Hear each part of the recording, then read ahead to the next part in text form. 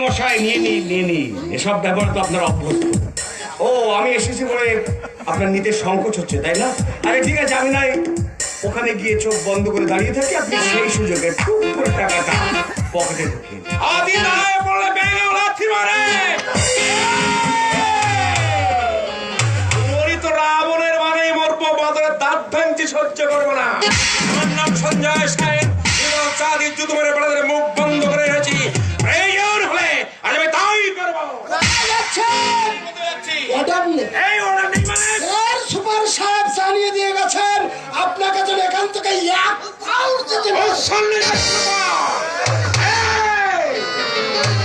চোর গুন্ডারা pocket band wagon breaker ঘন্টার পর ঘন্টা দাঁড়িয়ে থাকতে হবে। এই স্বেচ্ছাচারিতার বিরুদ্ধে আমি তীব্র প্রতিবাদ জানাচ্ছি। দরকার হতে পারে পুলিশ মন্ত্রীকে জানাবো। গদাধর বাবু, স্যারকে একটা চেয়ার এনে দিন, দাঁড়িয়ে থাকতে বোধ হয় অনেক কষ্ট হচ্ছে। বাবু, ওই ছাত্রের জন্য মৃত্যুকালীন জবানবন্দি অনুযায়ী সঞ্জয় বাবুকে আমরা গ্রেপ্তার করলাম, ওনাকে সসম্মানে থানায় নিয়ে যান। দেখুন, আপনার যা বলবার আপনি আদালতে বলবেন। আর হ্যাঁ, ওই ছাত্রের নির্দেশ মতো আপনার বাড়িতে চোরাই মালের গুদাম আমরা খুঁজে পেয়েছে। তুমি বেঈমান নিমক হারাম, আমি যে তোমার শ্বশুর সে সৌজন্য বলতে তোমার নেই প্রাঙ্গা। হাতে ক্ষমতা আছে বলে ধরাকে তুমি সারা জ্ঞান করছে প্রাঙ্গা। ভদ্রলোকের ছেলে হলে এতটা নিজ তুমি হতে পারতে না। জন্মেছ ওই বস্তিদের ছোট লোকের ঘরে।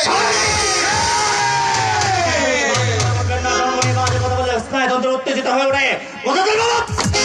আমি কিন্তু ওনাকে থানায় নিয়ে যাওয়ার জন্য আদেশ দিয়েছি, কিন্তু জামাই আদর করবার জন্য নয়। যদি স্বেচ্ছায় না যায়, জামার কলার ধরে টানতে টানতে নিয়ে যাবেন। আপনার শ্বশুর আমি বাচ্চাদের হবে নিয়ে যাবো। যেটা বললাম সেটা করুন।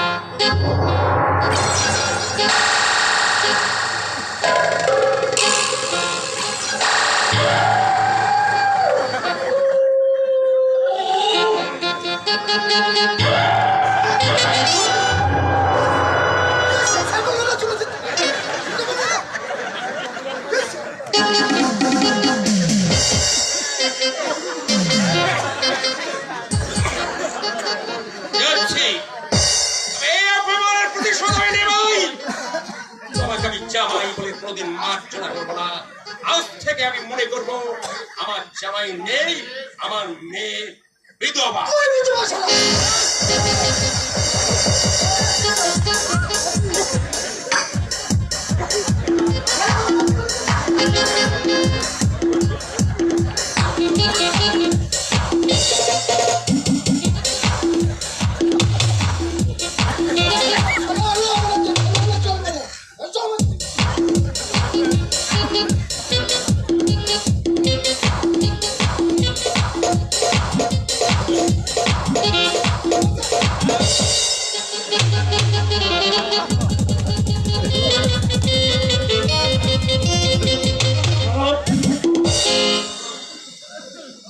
বলুন।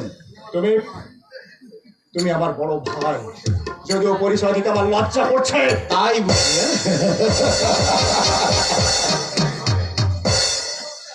পরিচয় যে দিতেই হবে এমন মাথার দিব্যি কিন্তু কেউ দেয়নি পুলিশ সুপার। বিদ্রুপ করছো না। আমি কোনো কৈফিয়ত চাই না। আমি চাই তুমি সৎভাবে জীবন যাপন করো, অসামাজিক কাজ আর করো না, তোমার সম্মান নষ্ট হবে। রক্তের সম্বন্ধে যখন অস্বীকার করা যাবে না। আমি অস্বীকার করছি। থামো। মাত্র 1 বছর বয়স থেকে মাত্র 1 বছর বয়স থেকে তুমি ধনীর দুলাল হয়ে জীবন যাপন করেছো। তুমি কি বুঝবে দারিদ্রের জ্বালা? মানুষের ঘৃণা, অবজ্ঞা, অবহেলা, অপমান মাথায় নিয়ে আমি দিনের পর দিন বড় হয়েছি। প্রতি পদে পদে সহ্য করেছি অশেষ লাঞ্ছনা, গঞ্জনা, অবজ্ঞা, অবহেলা, অপমান, অনাহারে, অর্থহারে দিনগত পাপ ক্ষয় করেছি। এই পৃথিবীটাকে তখন মনে হয়েছে একটা নরক। হ্যাঁ, আমি দীপক রায়। এই কল্যাণ চৌধুরীকে আমি চিনিও না, জানিও না। তোমাদের জাত আলাদা, গোত্র আলাদা, তোমরা উঁচু তলার মানুষ, তোমাদের সঙ্গে আমার কোনো সম্পর্ক নেই। তার মানে অর্থনৈতিক কাজ তুমি সারবে না, আমি কিন্তু ভাই বলে তোমাকে মার্জনা করবো না। আমিও চাই না কারণ কোম্পানি এই পৃথিবীতে বেঁচে থাকতে। আমি হাওয়ের মতো চলে উঠে মুহূর্তে নিভে যেতে চাই। যতক্ষণ আমি এই পৃথিবীতে বাঁচবো, আমি দুয়াতে সমাজের জঞ্জাল সাফ করে দিয়ে যাবো। একটা একটা করে ওই মানুষমী জানোয়ারগুলোকে আমি খতম করে দেবো। কাউকে আমি শান্তিতে ঘুমাতে দেবো না। এটা আমার প্রতিজ্ঞা। কল্যাণ চৌধুরী, এটা আমার প্রতিজ্ঞা। প্রতিজ্ঞা। একটা বিভ্রান্ত উল্কা এই পৃথিবীর উপর, এই সমাজের উপর ঘৃণা জন্মে গেছে। জীবন ভর শুধু পড়ে পড়ে ভর খেয়েছে। মনুষ্যকে স্বীকৃতি সে কিছুতেই পেলে না। আমার দাদার অভিমান হওয়াটা স্বাভাবিক, কিন্তু এই প্রচলিত আইন কোনোদিন অনুসন্ধান করে দেখবে না কেন যুব সমাজ আজ বিপদে চালিত হচ্ছে। ওর সঙ্গে আমার মুখোমুখি সংঘর্ষ বোধ হয় অনিবার্য।